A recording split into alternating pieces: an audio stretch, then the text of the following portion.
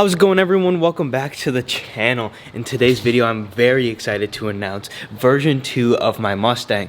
I've been holding this off for a little over a month now. I started doing some mods in the Mustang, and then I never really got a chance to upload them onto YouTube. So then I decided to just keep doing more mods, and it got to the point where I did quite a few mods. So I'm going to introduce a version 2, basically everything I want to do without breaking my factory warranty. So I'm just going to show you guys the car, give you a little tour around it, and then tell you the couple things that are missing from it and why I don't have them on the car just yet, or when I'm going to get them, if I'm going to get them. You'll understand what I mean in a second here. If you guys are new to the channel though, make sure to subscribe to the channel so you guys can stay up to date with all of my newest videos, because I'm going to be uploading all the videos on the mods I did do in the future. So it's kind of doing the reverse. I'm showing you guys the mods, and then I'm gonna show you guys the install process later. But let's just show you guys the car.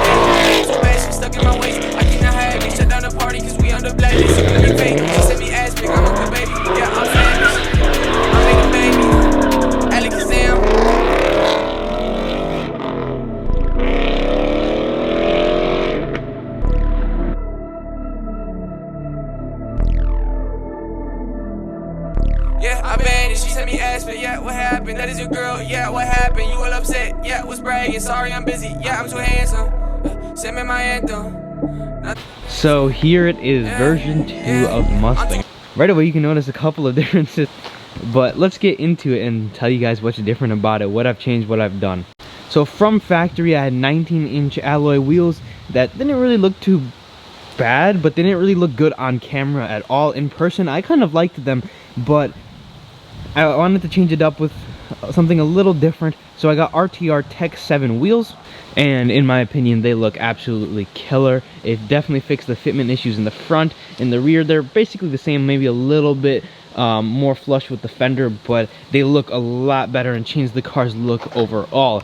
You guys of course have already seen this if you do follow my channel. The next thing I want to get into is the stripes on the side. So this was inspired by the Hennessy Mustang. If you look up Hennessy Mustang, it's kind of got a similar style livery on it. I changed a little bit, made it kind of my own thing. I kept a similar design, but obviously enhanced it. I went to FX in Wisconsin, so big shout out to them for doing a pretty good job on this car. I went with the normal Shelby stripes. There's a couple different options that you can get in the stripes with the Mustangs. I like this design and I stuck with it, so I got the stripes, and it just makes the car look so much better in my opinion. Now on the side, I really like this. It's a very clean design and it stands out for sure. And I think it looks really good with the racing number on it. It might be a little too much for some people, but I think it does look good. Obviously all of this is removable and it's just vinyl, so if one day in a year and a half or so, if I did want to take it off, I easily could. And then coming to the back, we have the stripes of course, and if you notice, I don't have the little baby blade wing on my car anymore, and I have a GT500 or a GT350 style rear spoiler. I think this also does look really good. I did this before the stripes and it set the car apart for sure. It looked a little odd without the stripes there because it was just my wheels in the wing as the only cosmetic mods I'd done to the car, and I think it looks really good. As far as taillight goes, I've always said I wanted to do Euro taillights, but after doing the stripes in the wing, I think I like the red. They stand out a little bit, and I think I'm going to keep them for now. Maybe when I do like a 2.5 version of the Mustang, we might change them out. Of course, the first mod I did when I bought the car earlier this year was get a Roush catback exhaust, which sounds insane. You guys have heard this many times, but I'll fire it up one time for you guys.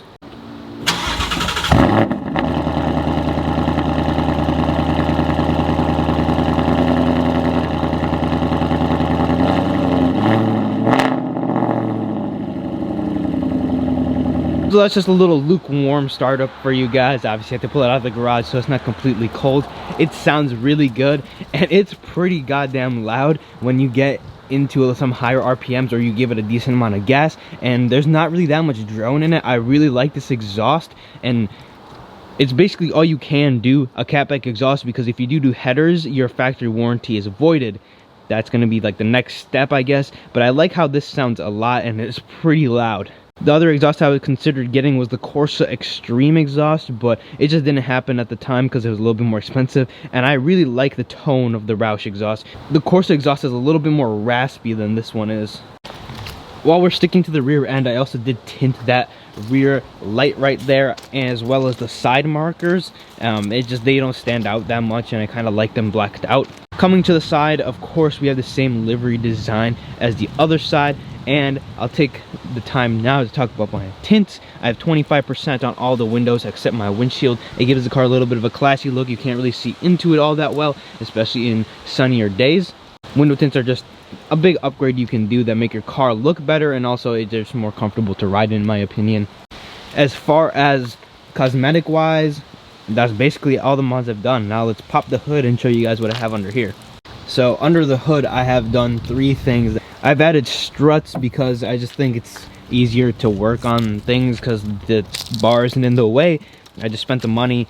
It wasn't that expensive, so I decided to do them, make a good video on them, which will be dropping in the future. Another thing I did was add the Oem Strut Brace onto the car. My car did not come with it, and as well, this tower brace gets upgraded as well. The tower brace is like plastic, and it only comes up to like here from factory, so I added a metal one, and I think it looks a lot better under the engine bay with the strut brace there. And this is a Ford Performance one. It says Ford Performance. I just think it looks good, and maybe making the car handle a little bit better as well. And then I also added an oil catch can. You can barely tell that it's there, but this is a very significant mod for the longevity of the car. And that's basically all you can do under the hood without voiding the warranty. I could add an intake.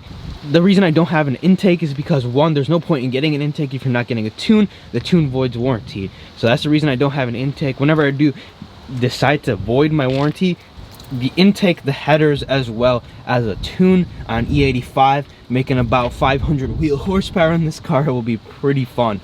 Or if YouTube somehow blows up even more than it already has, I'll put a supercharger on this car, like a Whipple charger or something like that, because I can keep my warranty at the same time, making about 650 wheel horsepower. It's a little expensive. It's about anywhere between $8,000 and $10,000, not mentioning you have to upgrade parts like your transmission as well as your axles and stuff like that. And those are all the mods I've done to the car. Not very many, because I don't want to void that factory warranty just yet, because when I do, it'll be full send and we'll have no warranty and throw it all out the window. A big reason I don't want to void the factory warranty if we come to the interior is because I have a 6-speed manual, the M82 transmission, which I haven't really had too many issues with. There's been a couple hiccups, but they kind of just solve themselves. But if something does happen in this car to the transmission, I don't want to have no warranty and have to be forced to upgrade to a Tremec, because I'm not going to put another MT82 on my own money. As far as the interior goes, it's completely stock for now. I am waiting on a steering wheel. I'm working with a company, but due to parts shortages and everything, it's a couple months out, so I wasn't going to wait. And then there's going to be 2 more parts that I was supposed to have on this car. One was supposed to be the Performance Pack 2 splitter. You guys will see what happened in the video with the splitter in a week or so. And then I was also supposed to have a diffuser. I just couldn't find the right diffuser, and if you guys have any suggestions, leave them in the comments below. But I just couldn't find a diffuser that I liked. I don't want the ones that kind of stick out that everyone has. It's a little too basic, and I don't think it looks good unless the car is wide body or extremely modded. What do you guys think about the car? I really like how it turned out. This isn't really the end of the mods, but it's kind of what you can do without voiding the warranty, basically. Let me know what you guys think about this car in the comments down below. I think it looks awesome. If you guys did enjoy this video, make sure you leave a like on the video. Leave a like, comment what you want to see on this car or any of my other cars, subscribe, and I'll see you guys in the next video.